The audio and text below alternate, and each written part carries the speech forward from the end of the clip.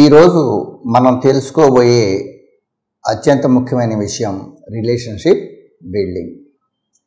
కొత్తగా పెళ్ళైన యువతీ యువకులు వాళ్ళ యొక్క రిలేషన్స్ని ఎలా ఇంప్రూవ్ చేసుకోవాలి, ఎలా బిల్డ్ చేసుకోవాలి అనేది ఇప్పుడు మీరు తెలుసుకుంటారు.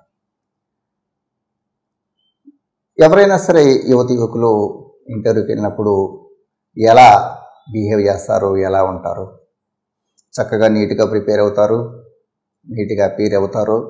నెక్స్ట్ అవతల ఇంటర్వ్యూ బోర్డుని ఇంప్రెస్ చేయడానికి ప్రయత్నం చేస్తారు. మరి ఎందుకని అంత కేరింగ్ తీసుకుంటారంటే జాబ్ అనేది జీవితంలో ముఖ్యమైనది కాబట్టి జాబ్ సంపాదించడానికి బోర్డుని ఇంప్రెస్ చేయడానికి అర్థం చేస్తుంటారు. మరి అంతకంటే జీవితంలో ముఖ్యమైనది కుటుంబం కదా. ఆ కుటుంబాన్ని మీరు ఏర్పాటు చేసుకునేటప్పుడు భార్యతో చక్కటి రిలేషన్స్ కలిగి ఉండాలి. భర్త కూడా చక్కటి రిలేషన్స్ భార్యతో ఏర్పాటు చేసుకోవడానికి ఒకరికొకళ్ళు బాగా ప్రయత్నం చేయాలి. ముఖ్యంగా ఫస్ట్ మనం హస్బెండ్స్ ఎలా డీల్ చేయాలి వారి స్పౌస్తో అనేది మనం చూద్దాం. కొత్తగా పెళ్ళైన యువతీ యువకులు పర్టికులర్గా భార్య భర్త రిలేషన్స్లో హస్బెండ్ది మనం ఎక్కువ చురుకైన పాత్ర తీసుకోవాలని మనం అనుకుంటున్నాం. పర్టికులర్గా హస్బెండ్ ఏం చేయాలంటే భార్యతో సన్నిహితంగా ఉంటూ క్లోజ్నెస్ క్రియేట్ చేసుకుంటూ క్లోజ్గా ఇదవుతూ వారికి లవ్ అండ్ ఎఫెక్షన్ ఎక్స్ప్రెస్ చేయాలి. మెకానికల్గా కాకుండా ప్రేమ అభిమానాన్ని వారి మీద ప్రదర్శిస్తూ క్లోజ్గా ఉంటూ ఇంటిమసీ ఒక సాన్నిహిత్యాన్ని సాధించడానికి ప్రయత్నం చేయాలి. అది మా భర్త యొక్క ప్రాథమికమైన బాధ్యత. ఎందుకంటే మీ 100 ఏళ్ల కాపురానికి ఇది బేస్. ఆ బేస్ సరిగ్గా ఉంటే ఇక్కడి నుంచి ఎంత చక్కటి బిల్డింగ్ అయినా మనం కట్టుకోవచ్చు. అందుకని చెప్పి బేస్ ఉండాలి. ఇక్కడ మరి లవ్ అండ్ ఎక్స్ప్రెషన్ చేస్తూ పాటు వారి గురించి వివరాలు వారు ఎంతవరకు చెప్పగలిగితే అంతవరకు వైఫ్తో వివరాలు మాట్లాడుకుంటూ వారి గురించి, వారి హాబీస్ గురించి, వారి కుటుంబ సభ్యుల గురించి ఆ వివరాలను తెలుసుకుంటూ ఈనాలు తప్పితే కామెంట్ చేయకూడదు. చక్కగా వింటూ ఉండాలి. వారు చెప్పిందంతా ఇది రిసీవ్ చేసుకుంటూ ఉండాలి. ఆ తర్వాత నెక్స్ట్ వారిని ఎక్కువగా సంతోషపరిచే విధంగా ప్రయత్నం చేస్తూ ఉండాలి. వారి మనసుకు కష్టం కలగకుండా వైఫ్కి సంతోషంగా ఉండే విధంగా చూస్తూ ఉండాలి. వారు 20 సంవత్సరాల పాటు ఒక చోట విభిన్న వాతావరణంలో పెరిగొచ్చిన వ్యక్తి కాబట్టి మీ కుటుంబంలో మీ కుటుంబ సభ్యులతో కలిసిపోయే విధంగా మీరు వారిని తయారు చేయాలి, మౌల్డ్ చేయాలి వారిని. ఆ విధంగా అవటానికి మీరు సపోర్టర్గా ఉండగలగాలి. ఇప్పుడు ఎవరికైనా ప్రాబ్లం వచ్చిందనుకోండి, వారు ఎవరికి చెప్పుకుంటారు? పెళ్ళైన కొత్త మీతోనే చెప్పుకుంటారు. ఆ ఇంటిమసీ మీరు క్రియేట్ చేయగలగాలి. ఒక చక్కటి ఫ్రెండ్ లాగా మీరు మారి వారికి బాగా క్లోజ్ అవడానికి ప్రయత్నం చేయాలి. ఇక్కడ మీరు ఎంత క్లోజ్ అయ్యేదిగా ఉంటేది చక్కగా ఇది అవుతుంది. నెక్స్ట్ ఆటోమేటిక్గా దీంతో పాటుగా మీరు సెక్సువల్ కాంటాక్ట్ కూడా వితౌట్ ఆబ్సెంట్గా కంటిన్యూగా ఉండగలిగితే ఇంకా బెటర్గా ఉంటుంది. నెక్స్ట్ వారి యొక్క వీక్నెసెస్ ఏంటి, ప్లస్ పాయింట్స్ ఏంటి అవి తెలుసుకొని వాటిని మీరు చక్కగా మీ కాపురానికి అనుగుణంగా వారిని మామూలు చేసుకోవచ్చు. మీరు వారికి మాత్రమే కాకుండా వారి యొక్క అమ్మా నాన్నలకి, వారి కుటుంబం, మిగతా బ్రదర్ సిస్టర్స్ అందరూ వారికి కూడా తగిన గౌరవం ఇవ్వాలి. ఎవరిని చులకనగా మాట్లాడతాం కానీ తక్కువ మాట్లాడతాం కానీ చేయకూడదు.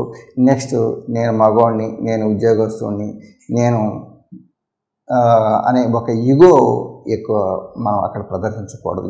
ఈగో అనేది ప్రదర్శించకూడదు.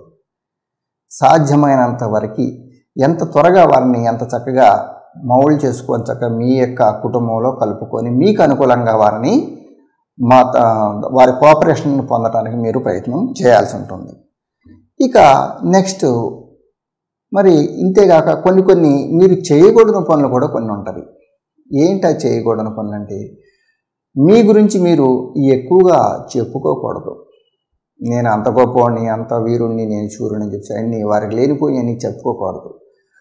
ఎందుకంటే కొత్త పరిచయం అయినప్పుడు మీరు చెప్పినవి వారు నిజమని భావిస్తారు. అది నిజం కాదని తెలిసినప్పుడు మీ మీద ఒక చులకన భావం అనేది సహజంగా ఏర్పడుతూ ఉంటుంది. అందుకని బీ కేర్ఫుల్. సాధ్యమైనంత వరకు ఫ్రాంక్గా నిజాయితీగా ఉంటాయని ట్రై చేయండి. ఈరోజు మన సమాజంలో ఎక్కడ చూసినా అంతా కృత్రిమత్వం ఉంటుంది. ఎవరిని చూసినా అవసరానికి సరిపడా నటించి మాట్లాడుతూ నవ్వుతూ ఉంటారు తప్పితే నిజమైనది ఉండదు. కానీ ఇక్కడ మీకు అవకాశం వచ్చింది, మీ మిసెస్ గారితో మీరు చక్కటి రిలేషన్ ఏంటంటే ఫ్రాంక్గా ఉంటారు. నిజం మాట్లాడటానికి, నిజము ఇంపార్టెన్స్ వాళ్ళ మనస్ఫూర్తిగా మాట్లాడతానికి మీరు వారికి తెలియజేసి ఆ విధంగా ఉండగలిగితే ఫ్రాంక్గా ఉంటుంది, చక్కగా ఉంటుంది. అంతేగాని ఇంట్లో కూడా నటిస్తూ మీరు మాట్లాడటం మొదలుపెట్టడానికి వారు నటిస్తారు. ఇది ఒక ఇంట్లో కూడా ఒక బయట వాళ్ళ టైప్లో ఒక సినిమా టైప్ అయిపోతుంది. అందుకని చెప్పి చక్కటి రిలేషన్ ఉండాలంటే మీరు always having frankness with your wife. అది.